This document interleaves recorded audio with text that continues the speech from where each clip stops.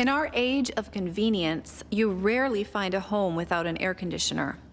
Air conditioning is a convenience that not only keeps you cool, but can help filter out airborne irritants and control indoor humidity. This decreases the growth of mold. The problem is, moisture from condensation can accumulate in the coils and fan blades and contribute to the growth of bacteria, mold, and fungus.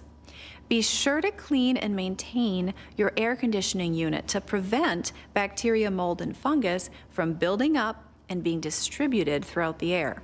To be sure that cleaning is done properly, I suggest first calling or hiring an air conditioner specialist.